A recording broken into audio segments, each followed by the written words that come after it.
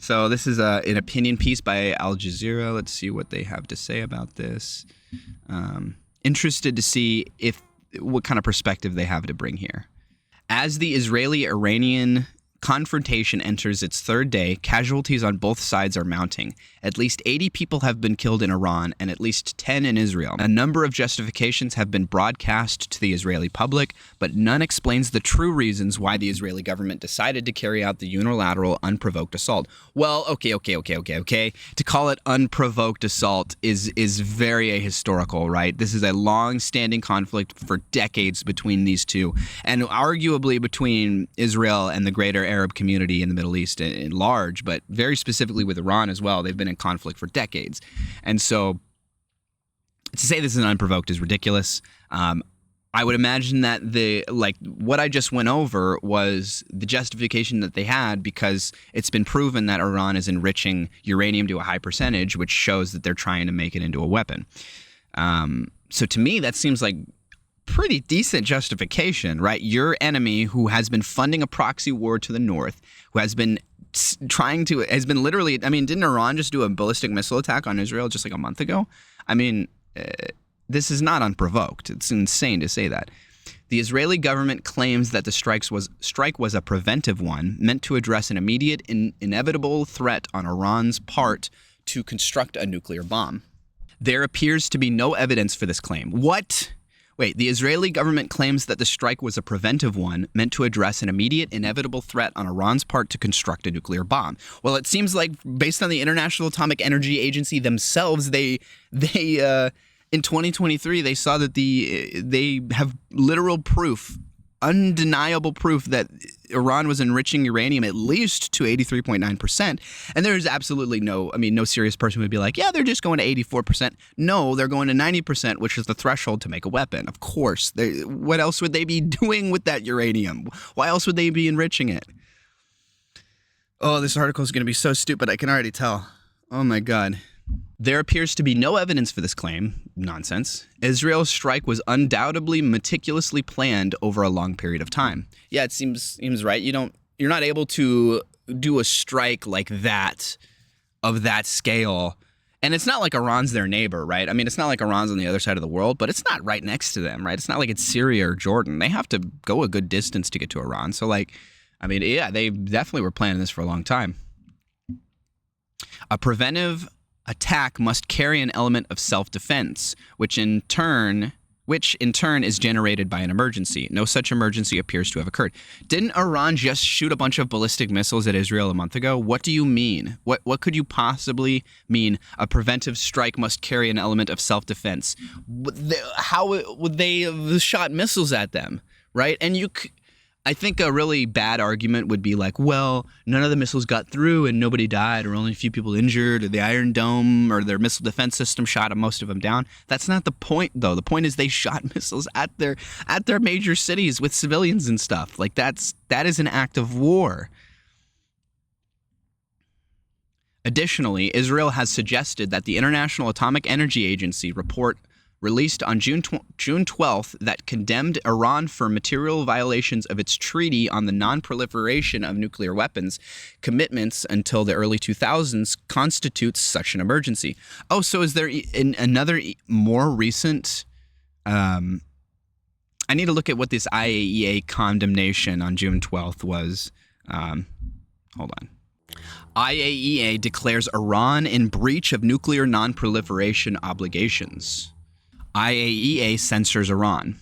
The 35-member board of the UN nuclear watchdog, the International Atomic Energy Agency, adopted a resolution declaring that Iran is in breach of its non-proliferation obligations for the first time since 2005. The IAEA said on June 12th that Iran had consistently failed to provide information about undeclared nuclear material and activities at multiple locations. The censure could pave the way for the UN Security Council to snap back sanctions lifted under the 2015 nuclear deal. Tehran threatens to increase enrichment. The Iranian Foreign Ministry responded to the resolution by saying that it called into question the credibility and prestige of the IAEA, vowing to bolster Iran's enrichment capabilities. Ooh, that's not good. So wait, if Iran was willing to make this deal in the past, and now they're basically just saying, we're calling into question the credibility and prestige of the IAEA, that's basically them saying, we're no longer willing to play games with you. We are no longer willing to make a deal.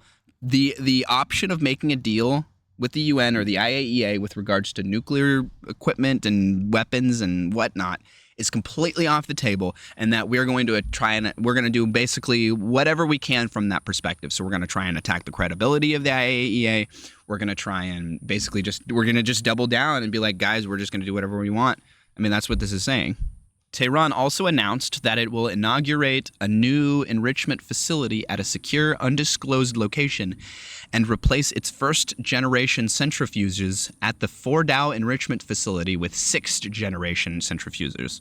According to Atomic Energy Organization of Iran spokesman Behruz Kamalavandi, the move will lead to a significant increase in the production of enriched materials. Okay, so not only do we have the report from 2023 saying that we know that they're enriching uranium up to a percentage very close to what's necessary, the 90% threshold for making a weapon, that just literally 4 days ago, the International Atomic Agency themselves came out and said they are breaking the rules. They are starting to collect equipment and materials, and it seems like they're starting to make a bomb. If there is ever a justification for Israel to come in and do something like this, this is the justification. Additionally, Israel has suggested that the International Atomic Energy Agency report released on June 12th that condemned Iran for material violations of its treaty on the non-proliferation of nuclear weapons commitments until the early 2000s constitutes such an emergency. That seems somewhat reasonable to me. I mean, if that's not an emergency, what is it? But even the IAEA seems to reject that claim. There was nothing in the report that was not already known to the relevant parties. What does that have to do with anything? What does it mean if it's known to the relevant parties? First off, how does the IAEA know that Israel knew about all of this and knew basically about the conditions of the condemnation before the condemnation, right? How could they possibly know that? They couldn't possibly know that. It doesn't matter if it's known to both parties or not. That doesn't mean this is public, right? This is a public agency. What matters is the public perception on this. And if it's now publicly known and everybody knows that you're out there condemning Iran for breaking their deal, breaking the rules and starting to develop nuclear weapons, it doesn't matter if Israel probably had suspicions of that on their own. First off, you don't know that. But second off, it doesn't matter. It's a very weird statement to make. The Israeli government has also suggested, in direct relation to the notion of a preventive strike, that it aimed to decapitate Iran's nuclear program. It is generally agreed by scholars and policymakers that Israel lacks the ability to destroy the program, especially if it attempts to carry out such a strike on its own. Yes, my understanding is that they don't have the types of bombs necessary, that much of these Iranian nuclear facilities are deep underground, and that to properly damage and destroy them, you would have to have really deep penetrating bunker buster type bombs or whatever they call them. And my understanding is that the United States is one of the only people, if not the only country, that actually has that equipment. The nature of the campaign as it unfolds also seems to indicate that Israel never meant to wipe out Iranian nuclear activities. The Israeli army has been bombing various military and governmental targets, from missile bases to a gas field and an oil depot. It has also carried out a string of assassinations against senior Iranian military leaders. Shamkhani is believed to have been a leading figure in the talks with the United States over the past months. His assassination, alongside others, reflects a favorite Israeli modus operandi.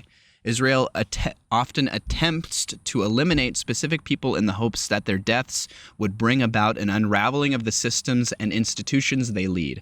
I don't think that they may hope that doing that would cause that. But I don't think they're of like some delusion that like if they cut the head off the snake, another one isn't just going to grow back, right? If they kill this leader, another person, the next person in succession isn't just going to take their place, right? It's not like if they killed, I'm sure they're well aware of that if they kill the leader of Hamas, a new leader of Hamas will just like come forward, right? And that will basically happen indefinitely, and that killing the leader themselves is not going to do it. But it doesn't mean that it's a worthless action, and to me it's one of the only things that they directly can do. The death of Shamkhani can be construed as an attempt to sabotage talks between Iran and the US. Whoa. Is this article really claiming that Israel struck Iran because they didn't want Iran and the United States to make some kind of deal? What? That seems, first off, I don't even think we're really anywhere close to making any kind of deal with Iran, so I don't know where that's coming from. But second off, it's a insane assertion. That's an insane assertion, right? That is completely devoid from reality. If you're actually going to assert that is the reason why Israel is doing this military operation is because they're mad at the United States and Iran for trying to, it's so stupid. I don't even want to give it any more thought or effort or energy than I already have. In any case, assassinations also seem to indicate the existence of a thorough plan to demonstrate Israel's might at all levels of Iranian officials' life and practices. This is not a decapitation of the Iranian nuclear program. If you want to make the argument that this isn't specifically trying to target and decapitate the Iranian nuclear program, and that is one of the goals, but it's just more broadly an attempt to attack the Iranian government, that makes sense to me, sure, yeah. A third suggestion is that Israel has its heart set on jumpstarting regime change in Tehran. Prime Minister Benjamin Netanyahu said this overtly when he called on the proud people of Iran to stand up for their freedom from an evil and repressive regime. Okay, so this is where I have really mixed opinions on this, all right? So on one hand, what we've seen from recent history, from U.S. involvement in the Middle East to a number of other conflicts, that regime change generally doesn't work. And I think intuitively that makes sense, right? If you have these foreign, say you're just a simple farmer. I'm a simple farmer. I'm an Iranian simple farmer. And then you have these people come in from a foreign land, come in and overthrow your government and try and instill a puppet government in place. I understand why that doesn't work.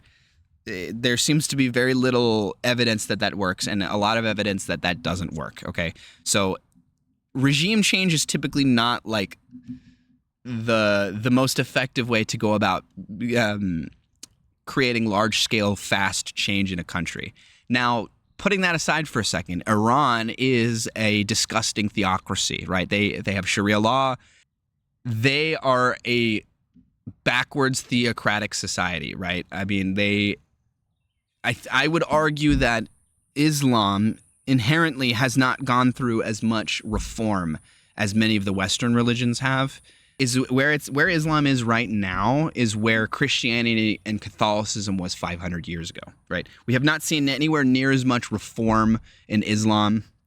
And I think for that reason, there seems to be, I don't think modern extremist Islam fits with our modern interpretation of philosophy, of humanitarian goals, of humanism. It just does not fit.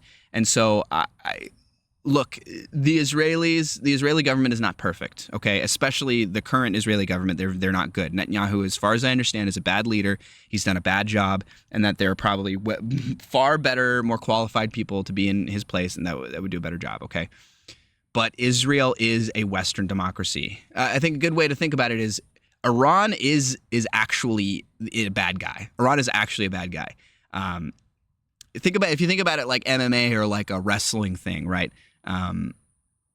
Iran is the bad guy.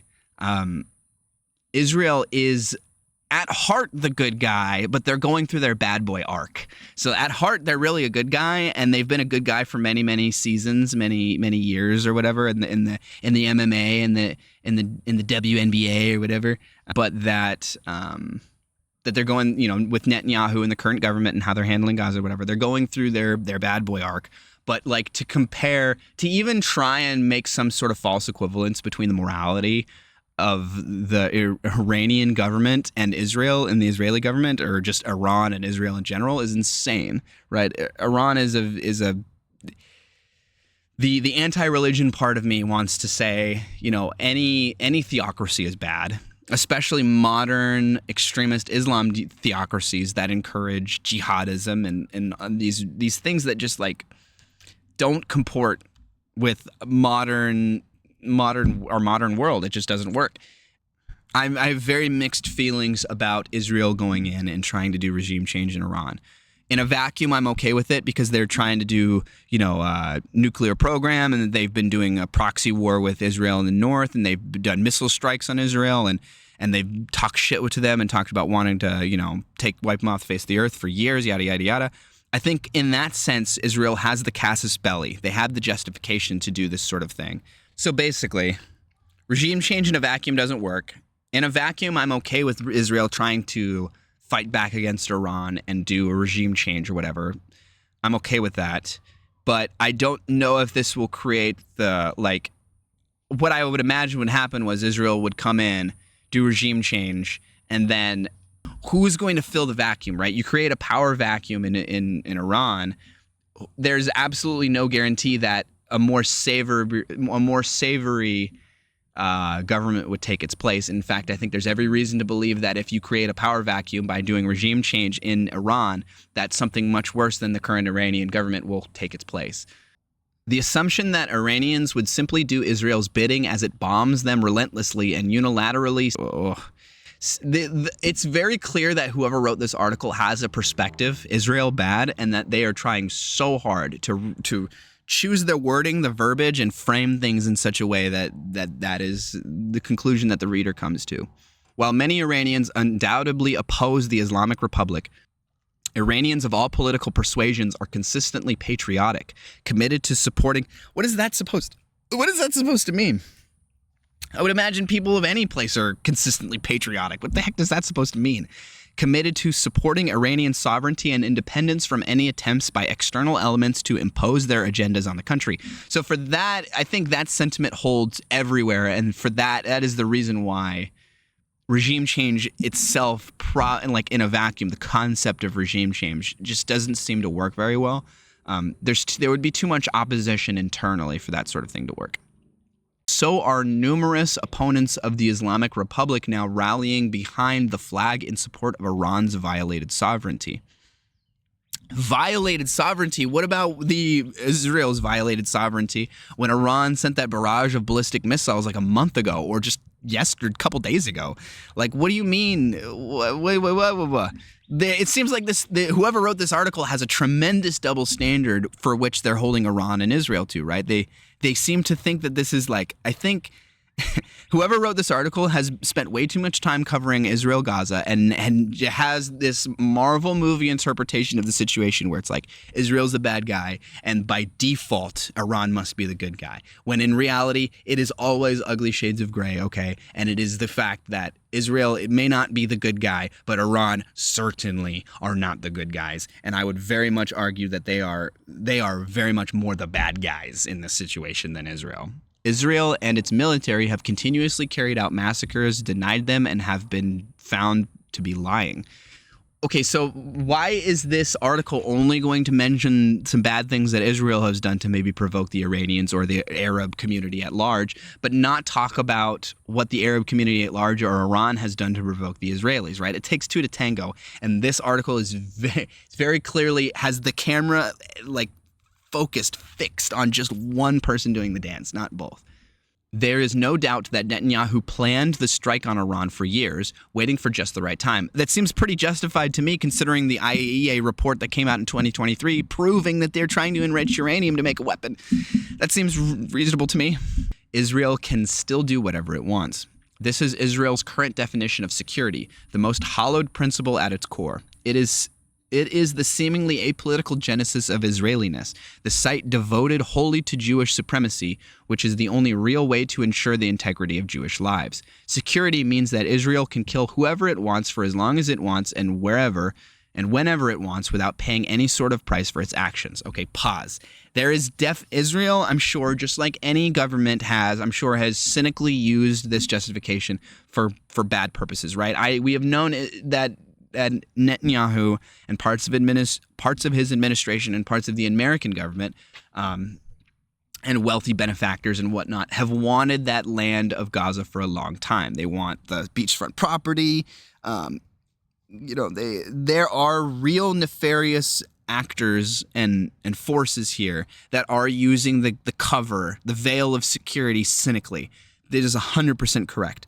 However, to say that like the concept of security is not a real concern within Israel, which is kind of what this is implying, is insanity. Okay, I think it's a little bit of It is a very victimhood mentality thing for when Israelis or people talk about Israel say something like they're surrounded by governments and people that want to kill them. But like that is sort of the case, right? The Arab world hates not only Israel, but like Jewish people in general. Many of them do. Not all of them, but many of them do. I mean, and they don't think Israel has any right to exist.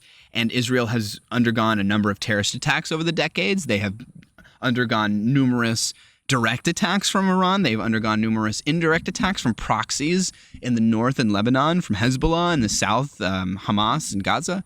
So like to say that the Israeli security concern is not a real thing is just, or to imply that is just like so inconsiderate, right? I mean, these are real people there who have real concerns, right? I mean, if you know that the city you live in has gotten bombed, has gotten hit by missiles, it's very reasonable for you to be scared about getting hit by a missile. So yes, the Israelis and parts of the Israeli government and parts of the American government and nefarious forces and whatnot have used the guise, the veil of security within the context of Israeli politics cynically. That absolutely happens. But to say the whole concept, the whole concern of security within Israel as ridiculous or as unfounded is just ridiculous. Like the long lines stretching from every open store, hardware to food, demonstrate that Israelis have entered blank survival mode.